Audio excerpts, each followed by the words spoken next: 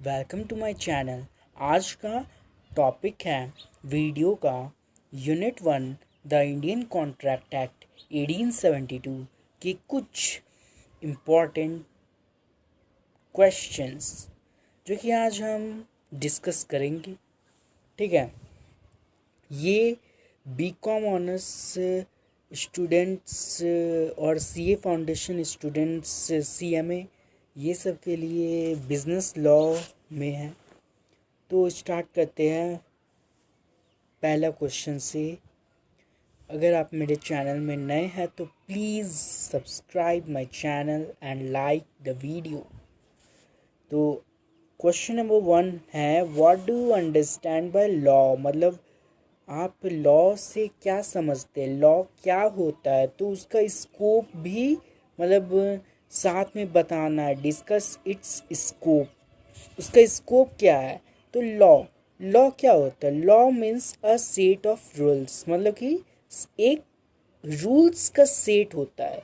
It is a set of rules. Broadly speaking it may be defined as the, उसको हम लोग अगर wide वे में मतलब बोला जाए तो हम लोग कह सकते हैं कि जो रूल्स ऑफ कंडक्ट होता है रिकॉग्नाइज्ड और इन्फोर्स्ड होता है बाय द स्टेट। जो कि कौन रिकॉग्नाइज करता है, कौन इन्फोर्स करता है? स्टेट उसको इन्फोर्स करता है to control and regulate the conduct of people, to protect their property and contractual right with a view to securing justice, peaceful living and social security. Since the value system of society keeps changing, मतलब जो society का जो value system change करते रहता है, बार बार मतलब हमेशा change करते रहता है। सोसाइटी का क्या चेंज करते रहता है? Value system of society keeps changing according to the changing requirements of the society। जैसे जैसे जैसे जैसे सबका रिक्वायरमेंट चेंज होता है सोसाइटी का, वैसे ही वैसे सिस्टम का वैल्यू भी चेंज होता, मतलब सोसाइटी का सिस्टम का वैल्यू भी चेंज होता है। The object of law is order and the result of order is that men are enabled to look ahead with some sort of security as to the future. Although human action cannot be reduced to the uniformities of nature, men have yet endeavored to reproduce by law something approaching to this uniformity. Law, business law. अब है definition and scope of business law. The term business law may be defined as, मतलब हम लोग इसको define कर सकते हैं as branch of law. Law का ही एक ब्रांच है विच comprises laws concerning trade, industry and commerce. Trade, industry and commerce. It is on ever growing branch, मतलब ये एक ever growing branch होता है of law with the changing circumstances of trade and commerce. With the increasing complexities, जैसे जैसे complexities increase हो रहा है of the modern business world, the scope of business law has enormously widened. वैसे वैसे business law का scope भी wide होते जा रहा है और बढ़ते जा रहा है। It is generally understood to include the laws relating to contract, sale of goods, partnership, companies, negotiable instruments, insurance, insolvency, carriage of goods, and attribution. The need for the knowledge of law cannot be overemphasized. मतलब कि इसका law का जो knowledge होता है वो कभी over emphasise नहीं होता है. इट इज़ कॉमन नॉलेज, मतलब ये कॉमन नॉलेज होता है. That ignorance of law is no excuse, जहाँ पर लॉ का इग्नोरेंस नो एक्सक्यूज होता है. विच implies that it is not open to a person committing the breach of law to plead ignorance of law. The breach of law is omission to do.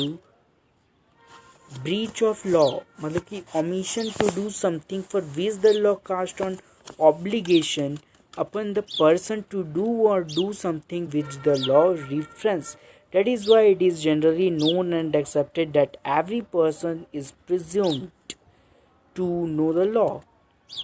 As such, it is indispensable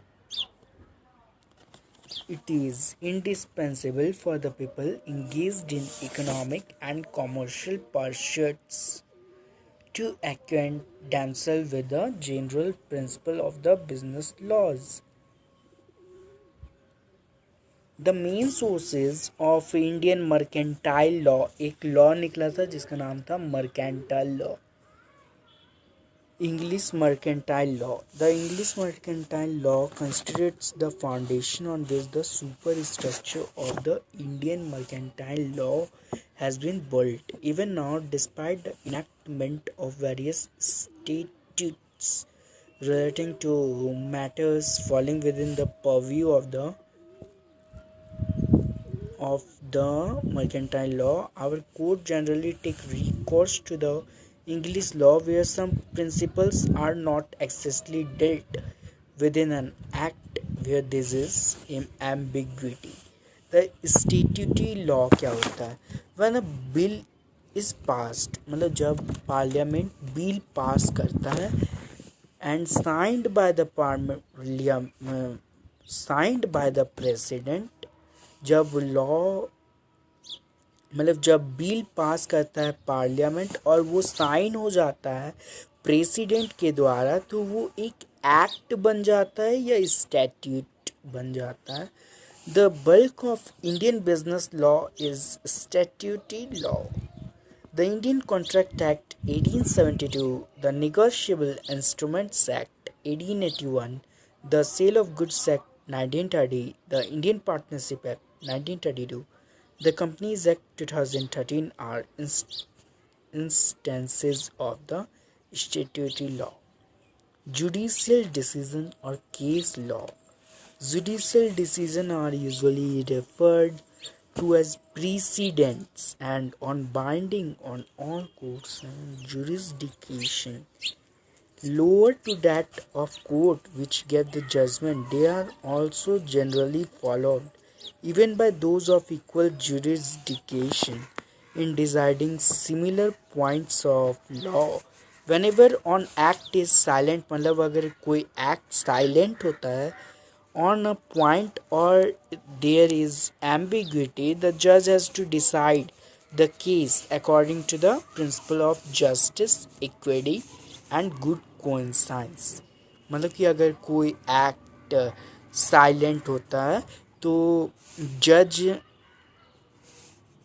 मतलब decision लेता on the basis of principle of justice, equity and good conscience. Customs and usage. Custom or uses of a particular trade also guides the court in deciding disputes arising out of mercantile transactions, but such a custom or usage must be widely known. Next question है, what do you understand by Indian Law of Contract 1872? Indian Law of Contract 1872 से आप क्या समझते हैं? Discuss its objectives. उसका कुछ objectives भी बताइए. तो the law of contract forms the oldest branch of the law relating to business और to commercial transactions. The law of a contract is the foundation upon which the superstructure of modern business is built. It is common knowledge that in business transactions quite often promises are made at one time and the performance follows other. Indian Contract Act. The law of contract in India is contained in the Indian Contract Act 1872. This act is based mainly on English common law.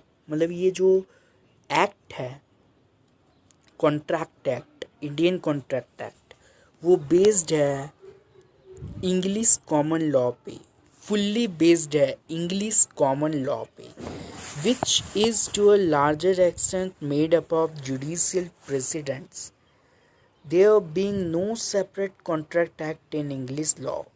English law में कोई भी separate contract act नहीं, contract act in English law, मतलब English law में कोई भी separate contract act नहीं है, सिर्फ एक ही है, Indian contract act. It extends to the whole of India, मतलब ये सभी जगह एप्लीकेबल है एक्सेप्ट जम्मू एंड कश्मीर. सभी जगह एक्सेप्टेबल है लेकिन सिर्फ जम्मू और कश्मीर को छोड़ के. ठीक है.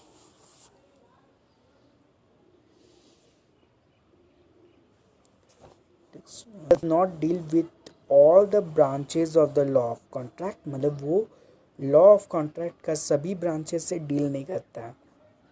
देयर आर सेपरेट एक्ट्स, मतलब यहाँ पर ना सेपरेट एक्ट्स बनाया गया है, जैसे Indian contract act, sales of goods act, Indian contract act, sales of goods act, ऐसा करके बहुत सारा है.